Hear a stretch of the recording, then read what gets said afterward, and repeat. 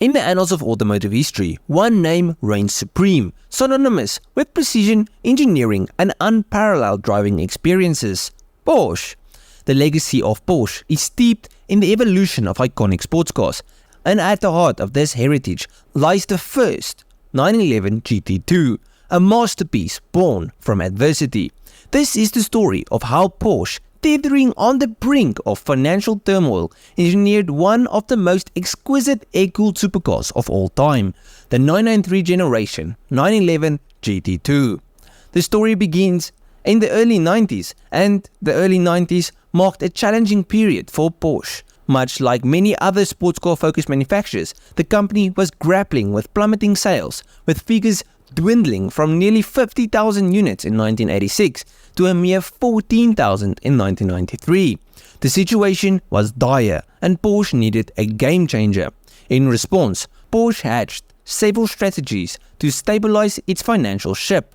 One was the introduction of customer racing programs, including the 964-based 911 3.8 Carrera RSR and the 968 Turbo RS in 1993. Another was the release of the all-new 993 generation in early 1994. Around a year after the launch of the 993 generation, Porsche unveiled the racing version of the 911 at the Essen Motor Show in November of 1994. However, for this project to be viable, Porsche needed a limited run of road-legal versions to meet homologation requirements. What's interesting is that the development of this GT2 was not fueled by a bottomless budget. Instead, Porsche had to get creative. Unlike today, where the development process of new 911 GT3 race cars is well funded, Porsche was forced to cut costs. The designers were left with little room for expensive modifications, and they adopted cost-saving measures typically employed by smaller tuning shops or amateur racing teams. The genius of the design lay in its simplicity. The team opted to cut out the wheel arches of the standard 911 turbo body and attach large fiberglass extensions. They also integrated the chin spoiler from the Carrera RS into the front bumper for improved aerodynamics. Only a few bespoke additions were made, including larger speedline wheels, fiberglass side skirts, and a twin-plane rear spoiler with integrated air ducts. These modest yet effective visual upgrades transformed the 993 Turbo into one of the most visually stunning air-cooled Porsches ever created. To adhere to budget constraints, Porsche applied the same creativity to the chassis. The focus was on using existing components and shedding unnecessary weight. The suspension setup was borrowed from the newly introduced 993 Carrera RS, with some adjustments to make it track ready.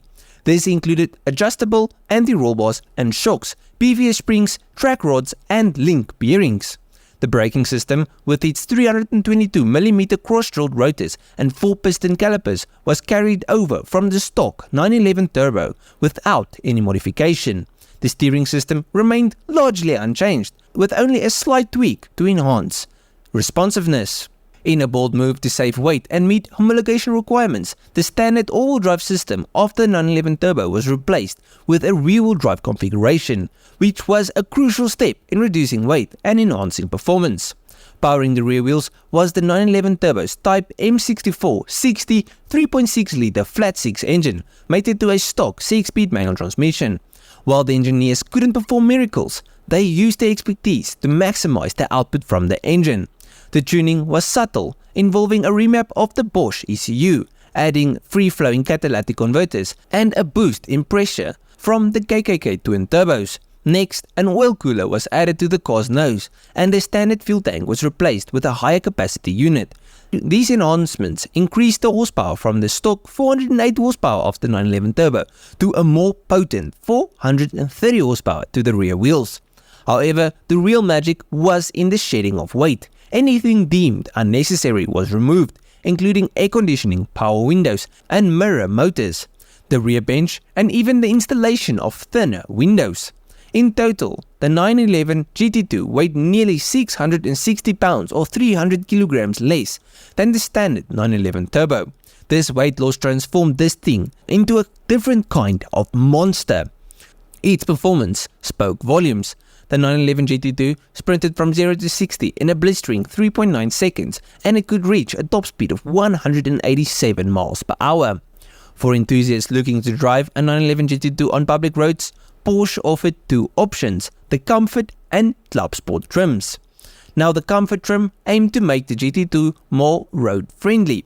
It retained the same exterior appearance, but the interior featured carpeting and leather-trimmed Recaro seats with conventional seatbelts. Customers could choose to add amenities such as air conditioning, a stereo, power windows, and the standard turbos, airbag-equipped steering wheel. But obviously all of this would add to the weight and the car wouldn't be as much of a monster on track. Then you got the Club Sport edition, which was tailored to match the racing version as closely as legal regulations permitted. It boasted a Spartan interior with no carpeting or optional amenities. Instead, it came equipped with motorsport hardware, including Recaro seats clad in fire-retardant fabric, 6-point harnesses, a battery cut-off switch, a fire extinguisher, as well as a full roll cage and no rear seats. Now I have to say, the 911 GT2 did not single-handedly rescue Porsche from its financial woes, but it did provide a much-needed influx of funds. With its relatively low manufacturing costs compared to the standard 911 Turbo and a starting price of 268,000 Dutch marks, which is equivalent to around $750,000 today, the 911 GT2 helped to keep the company afloat. I mean, it was cheaper to produce and they could get more money for it. That's just a win-win for the company. Official production figures for the original 911 GT2 remain elusive, but it is estimated that roughly 200 to 300 units were produced, including around 70 race cars. And today, it stands as one of the most coveted road-legal Porsche models ever created. Now for those of you that actually want to get your hands on one of these, according to Classic.com, the average value of a comfort spec 911 GT2 currently sits at around $780,000, so it's not exactly cheap, but that's the cheaper one of the two variants. The rarer Club Sport edition, of which only around 30 were built, commands even higher prices, often exceeding $1.5 million at auction. In retrospect, the 911 GT2 bordered on automotive perfection. Some even consider it the greatest Porsche of all time. This car paved the way for future twin-turbo 911 monsters marked under the GT2 badge, leaving an incredible mark on the world of high-performance sports cars. This is really an awesome car, and at the end of it, I hope you guys enjoyed the video as much as I enjoyed researching and making it. But let me know down below what you thought of the video and let me know what you think of this car. If you guys enjoyed this video, please leave a like and subscribe to the channel. And if you did like it, you'll most probably like most of my other stuff. So just go through my channel, see if there's something else I like. I'll check you guys in the next one. Cheers,